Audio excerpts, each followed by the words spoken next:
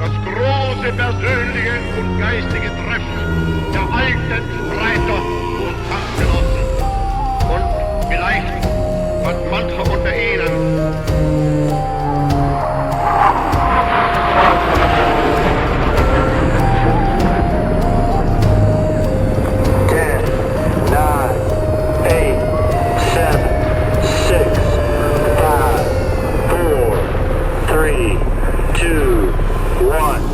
Bienvenidos a Archivos del Tiempo, podcast.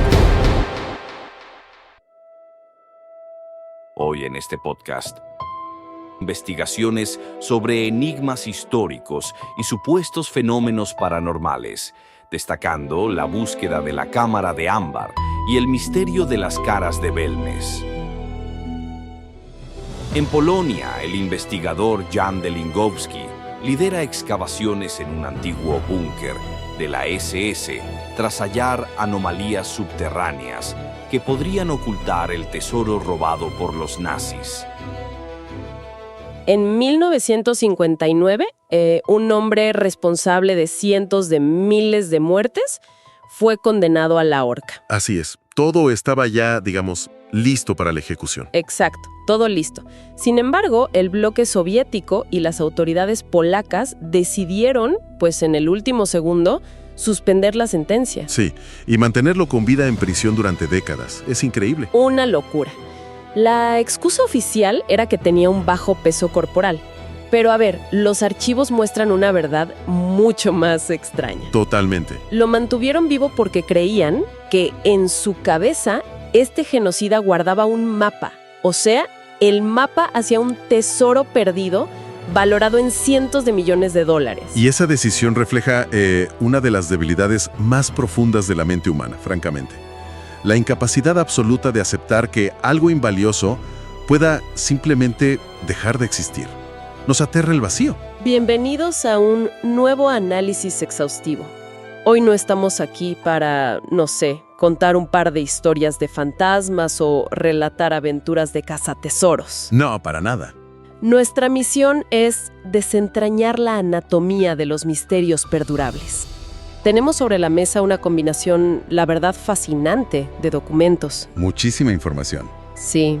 Tenemos artículos de investigación del historiador Konstantin Akincha, también reportes de exploradores en Polonia, archivos desclasificados de la infame Stasi de Alemania Oriental. Esos son buenísimos. Buenísimos. Y además, estudios técnicos del Consejo Superior de Investigaciones Científicas de España, ensayos de la Revista Argentina de Psicología Paranormal y análisis muy exhaustivos de la ARP-SAP. Claro que es una de las principales asociaciones dedicadas al escepticismo y al avance del pensamiento crítico. Exactamente. Es una colección inmensa, verdaderamente, que nos lleva desde las aguas congeladas del mar Báltico hasta el calor asfixiante de una pequeña cocina en el sur de España. Pues vamos a explorar por qué la humanidad se obsesiona con lo inexplicable, contrastando un tesoro físico perdido, que es la legendaria cámara de ámbar, con una anomalía que desafió a la ciencia durante décadas, las famosas caras de Belmes. Dos extremos muy distintos. Totalmente. ¿Qué sucede cuando la ciencia, la historia y la política chocan de frente con el deseo humano de creer en lo imposible? Acomódense quienes nos escuchan, porque la línea entre la realidad y el mito está a punto de desdibujarse por completo. Lo fascinante aquí es cómo un objeto físico colosal puede evaporarse y transformarse en una leyenda. Hablemos de la cámara de ámbar. A menudo llamada la octava maravilla del mundo. Exacto, y para dimensionar de qué estamos hablando, no era un simple cofre. Fue diseñada en 1701 y constaba de 55 metros cuadrados cubiertos con 6 toneladas de ámbar, hojas de oro puro y espejos. Una barbaridad. Un regalo espectacular de Prusia al zar ruso, Pedro el Grande. Es que es una locura de opulencia.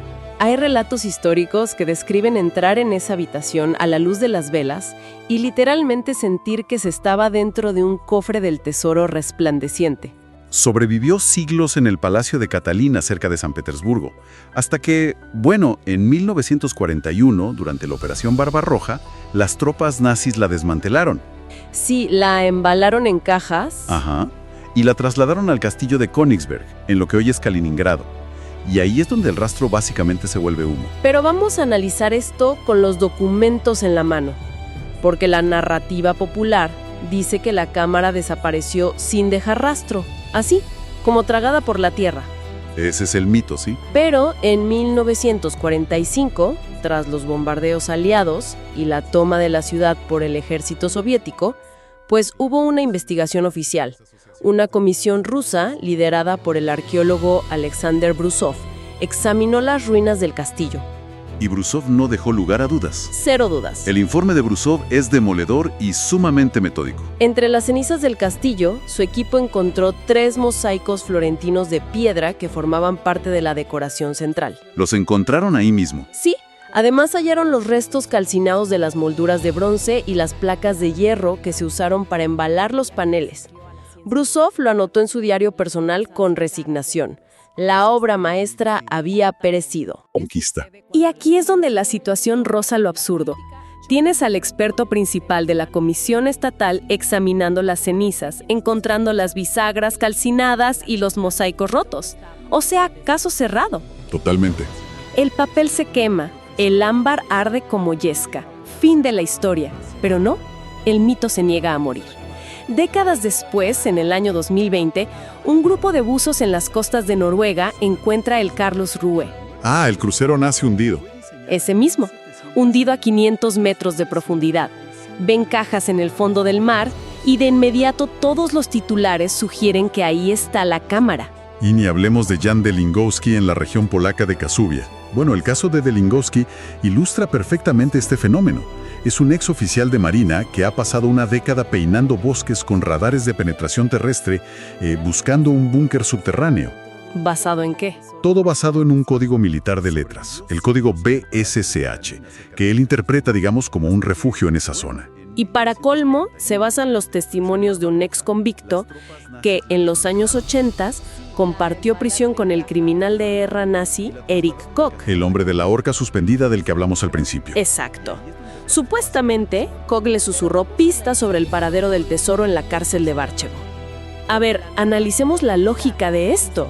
Es como buscar el billete de lotería ganador en un basurero gigante en otro país cuando un testigo presencial ya confirmó bajo juramento que vio ese billete arder en una fogata hace 80 años. Es una analogía perfecta. Yo te pregunto, ¿por qué investigadores serios y equipos con presupuesto ignoran la evidencia física de Brusov y siguen financiando excavadoras oxidadas para cavar agujeros en Polonia?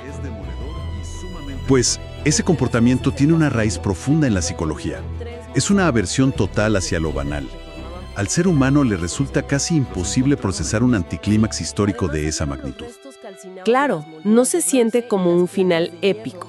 Exacto, aceptar que la octava maravilla del mundo fue convertida en humo por el descuido de un soldado borracho o por un bombardeo ciego, sencillamente carece de peso narrativo. No tiene la gloria de un misterio. Nos gusta más la película. Nos fascina. Resulta mucho más estimulante creer en maquinaciones grandiosas, en búnkeres secretos de las SS, en trenes fantasma enterrados o en cajas selladas en el fondo del océano. El historiador Konstantin Akинshal lo define de manera brillante. Dice que los verdaderos secretos rara vez están libres del sabor amargo de la banalidad. Es que la verdad suele estar acumulando polvo en un sótano y no protegida por trampas mortales. Pero esa necesidad visceral de negar la pérdida, esa desesperación por encontrar un sentido grandioso, no es solo un pasatiempo para individuos con palas y tiempo libre. Esa misma fiebre infectó a burocracias enteras. Así es. Los gobiernos, maquinarias que en teoría operan bajo la razón y la evidencia fría, se convirtieron en cazadores de sombras. Y los archivos desclasificados del Bloque del Este revelan operaciones que parecen, honestamente, sacadas de una novela de espionaje, pero con recursos institucionales inmensos. Volvamos a Erich Koch por un momento. Adelante.